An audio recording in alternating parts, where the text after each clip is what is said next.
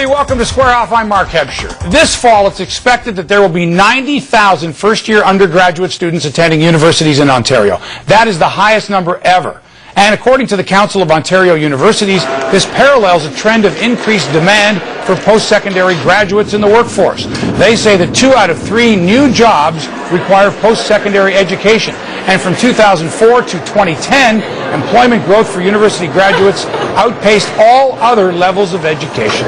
So to help students navigate the university environment, the Council decided to develop a website, myeducationhasvalue.ca. They say it was designed to provide students with resources that can help them secure financial assistance and take advantage of emerging employment trends.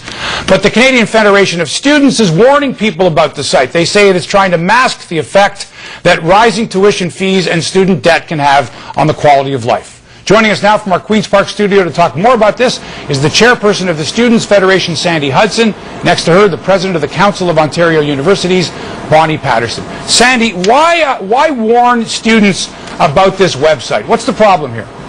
We're concerned that some of the messages it puts out aren't quite true and kind of glosses over some of the issues that students are facing. When we're talking about a website that's saying that when you go into debt, when you come out of school, you're going to be able to pay that all off because you're going to make it all back, we're ignoring some of the very real issues that are facing students today. Students are paying the highest tuition fees that they ever have in this province, the highest in Canada, and are going into more and more debt than they ever have.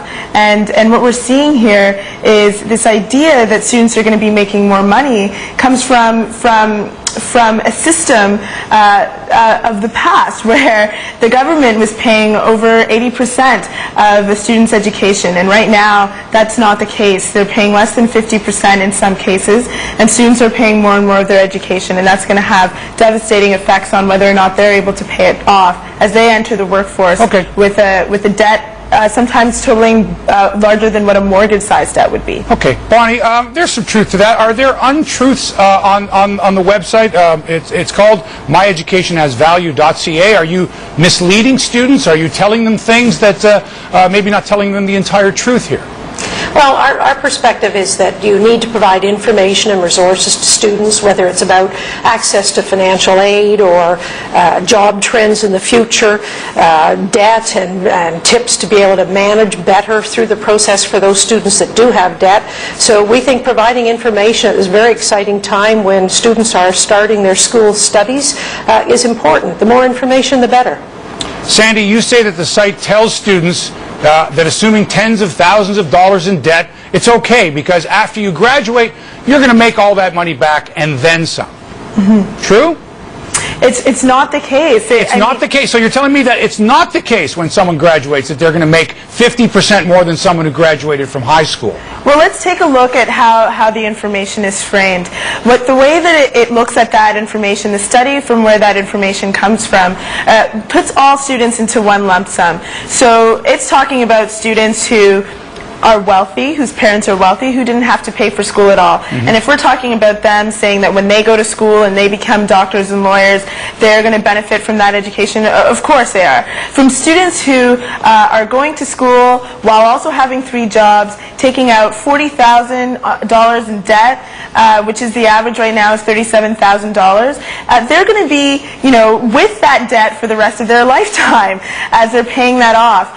And that's not something that these studies that are looking at that information now are looking at information from students who were in school during the 90s, during the 80s, and that's not something that those students have had to go through. We're at a very different time in post-secondary education, and it's going to have severe impacts for our economy and for those students' ability to be economically mobile in the same way that students in the past were. All right, Sandy, that's an excellent point. If there's an average of $37,000 in debt for students, do you need to be more upfront about that possibility and how to deal with it on your website? Well, I think you first of all have to look at the various statistics that are out there. That's one figure. You can look at national survey data that would suggest the average debt this past year was $26,000. But even so, that's a fair bit of money, whether it's $26,000 or $37,000. There's no question.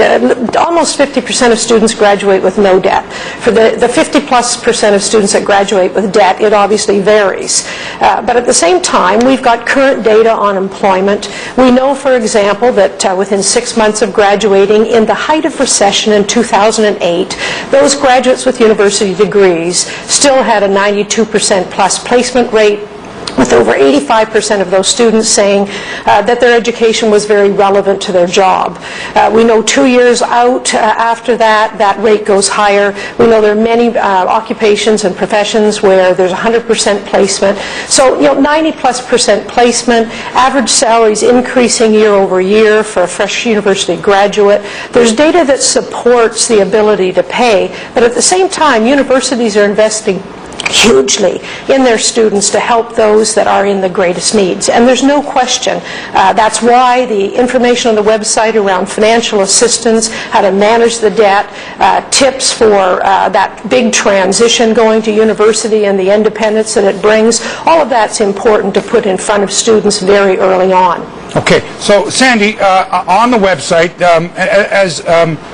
as Bonnie mentioned, you've got, learning how to manage debt and save money, learning about financial aid options available. Would the website, in your opinion, if they made a couple of changes, if they made the fact that debt was a little more important, would you be okay with the rest of the website in giving the students the tools that they need to reduce the amount of debt, or at least be able to handle it, manage that debt over a period of time? Would you be okay with a couple of changes there, or are you against the website entirely? Well, here's my concern. I think that students have a lot of access to information when it comes to these issues. There's financial aid departments at each of the institutions that are typically where students go for this type of information. It seems to me that this release in the website that the COU has released is more or less just a kind of pat on the back to the government, which I understand that the COU does receive a lot of money from the government, and so would like to pat them on the back, but not at the expense of students. I think that is wrong, and what they should be doing is coming with students and asking the government for more funding for access to education, because the real problems here are high tuition fees, right, and that needs to be addressed by the government, and we would hope that our institution's presidents would think the same. All right, well, I hope when we go off the air, you two can speak privately and perhaps make a few changes so that everybody's happy. Thanks so much, Sandy Hudson and Bonnie Patterson, for joining us today. Thank you. Thank you.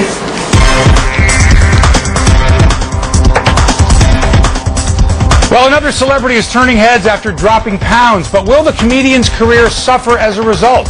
We'll talk about whether or not people lose their funny bones when they lose their weight. That's next.